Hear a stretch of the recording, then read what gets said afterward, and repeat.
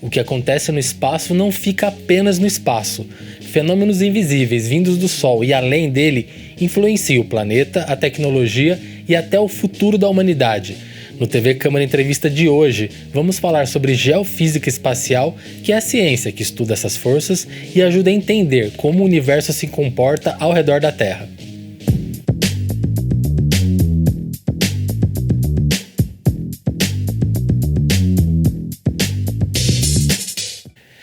Para esse bate-papo, a nossa convidada é a doutora em Geofísica Espacial e controladora de satélites do INPE, Cláudia Medeiros. Olá, Cláudia, tudo bem? Seja muito bem-vinda. Obrigada pela oportunidade de estar aqui falando sobre uma área tão interessante. Muito obrigado por ter aceitado o nosso convite. Cláudia, acho que não tem uma outra maneira de começar esse programa fazendo a pergunta mais óbvia de todas, né? Afinal, o que significa a geofísica espacial e o que ela se propõe a estudar? Então, o termo geofísica espacial, até muitas pessoas não gostam muito desse termo, porque normalmente a gente está acostumado com geofísica, com coisas relacionadas à própria Terra e estudos da parte da composição da Terra. Mas para a gente entender como funciona a interferência do espaço na Terra, então nós precisamos estender essa geofísica para o espaço. Então seria geofísica espacial, ou seja, como o espaço interfere na vida na Terra, né, nessa relação.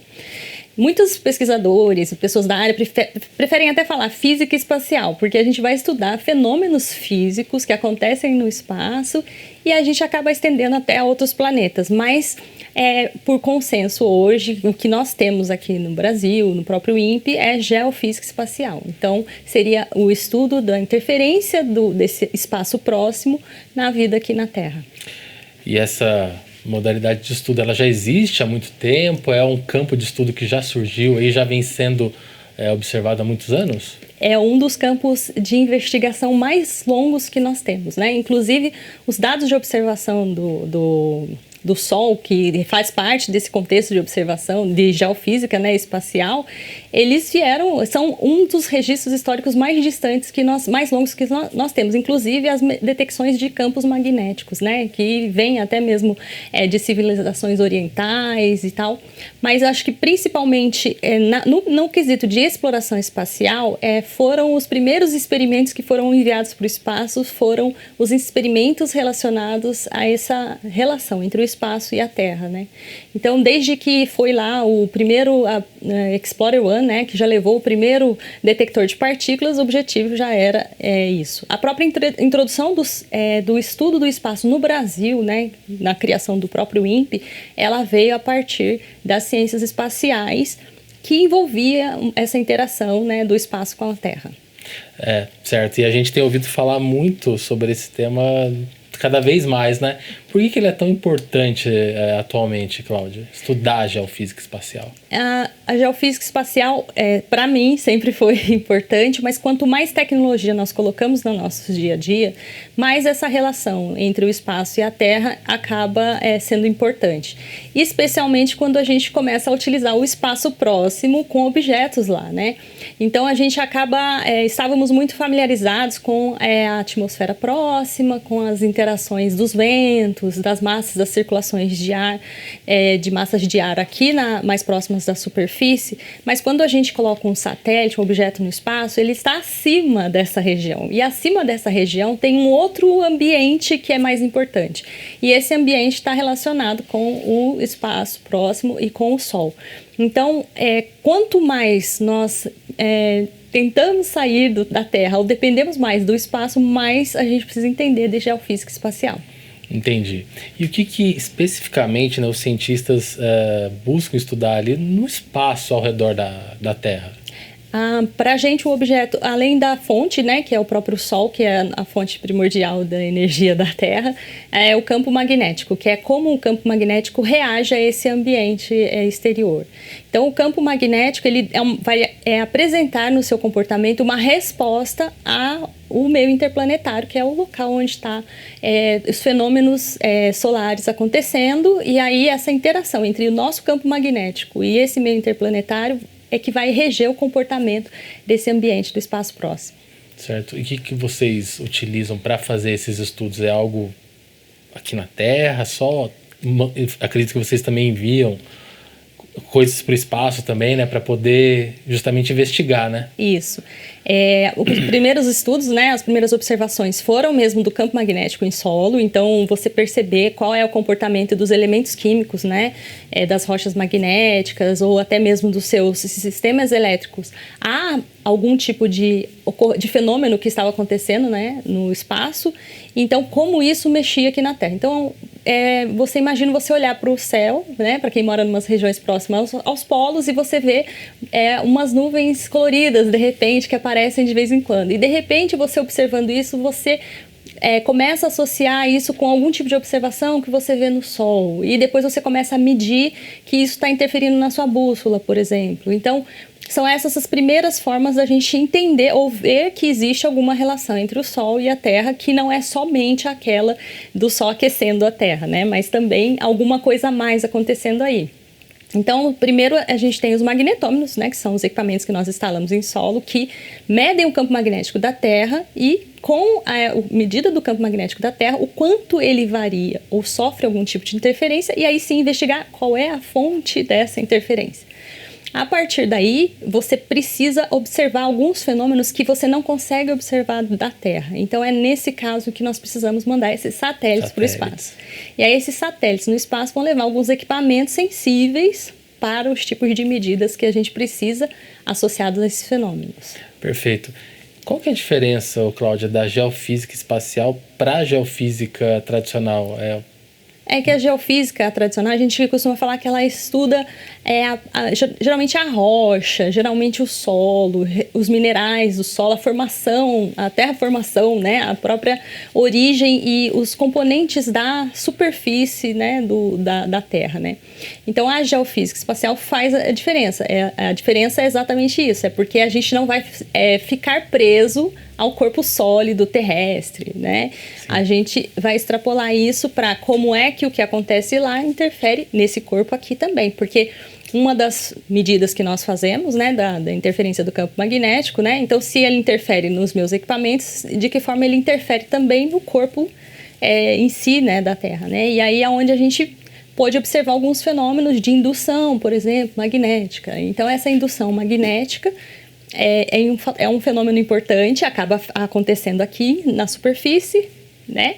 Mas foi gerado pelo espaço. Certo. E esses fenômenos influenciam tanto mesmo a vida aqui na Terra?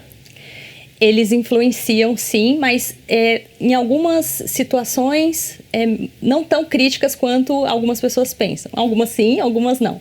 Então, o primeiro evento mais importante que nós tivemos, né, por exemplo, eram usadas na época linhas de comunicação de telégrafos, que é linhas de longa distância. Esse tipo de linhas de longa distância são sensíveis à variação e oscilação do campo magnético terrestre. Então, para a comunicação naquela época, ter um fenômeno solar significaria você, por exemplo, correr risco de perder a sua comunicação. Então, é um fenômeno muito importante, né? Hoje, com o advento da tecnologia, alguns fenômenos foram mapeados, a gente consegue contornar alguns deles, mas, por exemplo, linhas de transmissão, que são em regiões mais próximas aos polos, que sofrem bastante interferência, porque elas são muito longas, muito compridas, então elas sofrem interferência da oscilação do campo magnético. Você ter uma interrupção da energia elétrica nessas regiões não é uma coisa que seja agradável. Sem dúvidas. A outra coisa é, por exemplo, eu faço voos. Hoje a gente tem aviões. Então, os aviões, eles vão passar por regiões onde ele pode ter uma incidência maior de partículas que são promovidas por algum comportamento nessa interação do Sol com a Terra. Então, você vai ter, às vezes, que desviar rotas por conta disso, porque você não vai poder passar por um caminho onde você está tendo uma tempestade e que a precipitação de partícula ou a entrada de partículas naquela região é maior. Então, você tem esses níveis de comprometimento, né? E aí, quando a gente coloca satélites para o espaço e nos tornamos dependentes dessas tecnologias, aí a gente também passa a ter um problema. Então, se eu faço uso, por exemplo, de GPS, né? E eu tenho algum fenômeno que acontece, que perturba, por exemplo, uma camada mais próxima aqui, que a gente vai falar sobre ela no futuro, né? Ionosfera. Então, atrapalha meu sinal de comunicação e eu perco meu sinal de GPS. Se eu quero colocar um carro que seja guiado por GPS, não é legal que a falha do GPS aconteça. Se eu vou usar, por exemplo, um sistema automatizado na minha fazenda para fazer a coleta dos meus produtos, que use sistemas de georreferenciamento por GPS, ele vai se perder em referência, então eu posso ter um comprometimento disso. Então, você vai escalonando os problemas nesse sentido, entendeu? Quanto mais dependência você tem de tecnologias que precisam desse espaço, mais sensível você fica. Entendi. E todo esse controle você consegue fazer dentro da sua função de controladora de satélites do INPE? Não, a minha função, inclusive, é uma função que é bastante sensível a isso, né? Porque eu ajudo a manter os satélites funcionando no espaço. Olha só. Então, para o satélite funcionar no espaço, a gente tem que gerenciar exatamente além do que ele está fazendo lá, que é a observação da Terra, no caso dos nossos, se esse ambiente está sendo um ambiente em que ele pode estar funcionando da mesma forma naquele momento, senão a gente precisa atuar nele, né? Então, lá dentro do Instituto Nacional de Pesquisas Espaciais, o INPE, onde eu trabalho, nós temos vários setores, e aí tem alguns setores que são focados em gerar produtos de clima espacial. E aí, dentro desses produtos, a gente tem vários produtos para cada área que tem interesse, e aí essas áreas com interesses específicos vão buscar essa informação. Entendi. Cláudia, você falou no começo do programa, né, que o Sol é um dos pontos assim, centrais do estudo da geofísica espacial, né? Do ponto de vista científico, né, por que ele é tão importante justamente para essa modalidade de estudo? Até trouxe uma imagem aqui do Sol, né, que pode te ajudar a ilustrar um pouco mais sobre o que é, né, esse corpo celeste, o que ele significa, né? Como que ele é constituído. Eu costumo dizer que o Sol, ele é a fonte da vida na Terra. Sem ele, não seria possível a existência da vida aqui na Terra. E uma das coisas que ele faz é, dentro desse núcleo que está sofrendo um processo de fusão nuclear intenso, e ele vai gerando essa energia vai tentando sair do Sol, passa por essa zona radiativa, essa zona de convectiva, né? E essa propriedade dessa tentativa dessa energia de sair do Sol e, ao mesmo tempo, a massa ser tão grande que tenta colapsar. Então, esse trabalho energético que acontece ali dentro do Sol, quando começa a escapar essa energia vai para o espaço. E esse espaço que é controlado por esse Sol, que é chamado de heliosfera, né? Então, esse espaço é a nossa casa, o planeta Terra, ele está dentro desse espaço regido por essa estrela que é o Sol, tá? Certo, a gente pode dizer então que a heliosfera é a zona de interferência justamente do Sol, a faixa de campo onde ele atua. Isso, eu costumo dizer que se nós fôssemos falar um endereço cósmico nosso, nós diríamos que nós moramos na Via Láctea, no braço de Sagitário, no cinturão de Órion ali, na região do esporão de Órion, dentro do sistema solar. Então, a gente tem todo o nosso endereço cósmico. É um endereço bem grande. Bem grande, né? Então, Via Láctea, braço de Sagitário, esporão de Órion, heliosfera, Terra. E aí o seu endereço. Mas o Sol, então, dentro desse núcleo que vai gerando essa energia que sai e vai para o espaço até encontrar uma outra estrela que está fazendo o mesmo processo lá e que vai interferir diretamente. Então, o Sol gera a nossa proteção para essa radiação cósmica que está espalhada aí no cosmos, né? E aí, dentro do nosso contexto, a Terra foi adaptada para a situação que nós vivemos hoje. Então, existe um balanço, né, do campo magnético da Terra, a atmosfera. Tudo isso tem funcionado para a vida existir da forma como ela existe. Mas uma vez que nós vamos criando alguns tipos de tecnologias que são sensíveis a essa interação, então nós precisamos nos adaptar. Certo. Eu acho que uma curiosidade sobre isso que você falou é o quão grande é esse campo de atuação do Sol, porque, se eu não me engano, há poucos anos apenas, as naves, né, as Voyager 1 e 2 saíram desse espectro de atuação do Sol, né? Não sei se estou falando alguma besteira. Elas ainda estão numa região de transição ali, elas ainda não saíram totalmente, não. Mas elas estão numa região muito interessante, onde elas já conseguem ter um pouquinho de sinal do que seria esse espaço exterior do Sol, né? Da influência do Sol.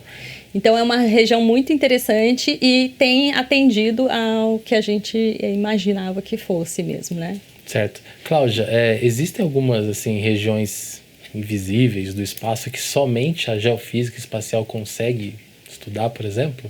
Uma curiosidade. Normalmente as pessoas costumam separar um pouco em áreas, né? Então a gente fala que quando a gente vai trabalhar com cosmologia ou com astrofísica ou evolução de estrelas, então você vai para regiões de espaço mais profundo. Então a geofísica normalmente ela está associada com essa área de influência do Sol e a parte deplanetária. Então tudo o que diz respeito ao Sol, a interação do Sol com relação aos planetas, acaba estando sobre a esfera da geofísica espacial, tanto aqui quanto em outros órgãos mundiais, né?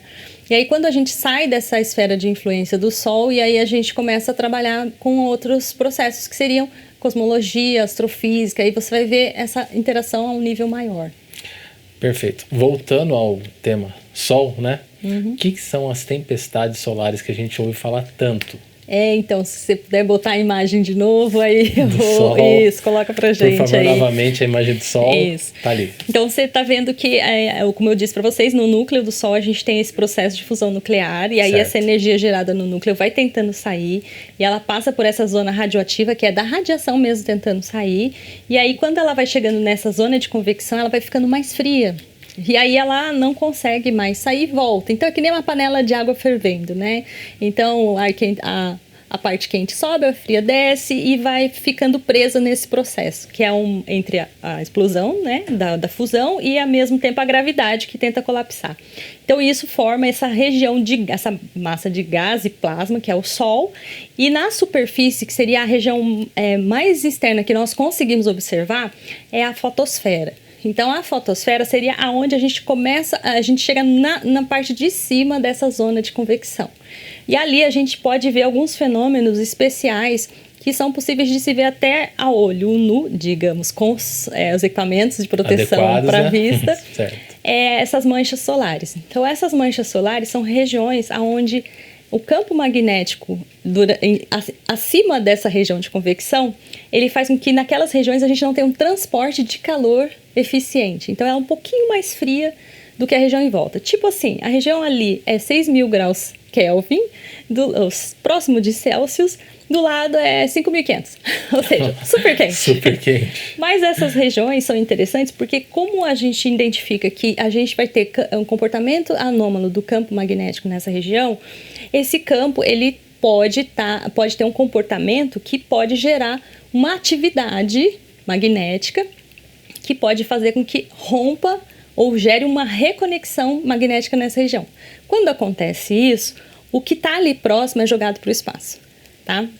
Então, as regiões de mancha são regiões muito interessantes. Quando a gente tem um aumento dessas regiões de mancha, a gente tem um aumento dos riscos de tempestades solares. Tá? Então, isso é um fenômeno que acontece nessa superfície.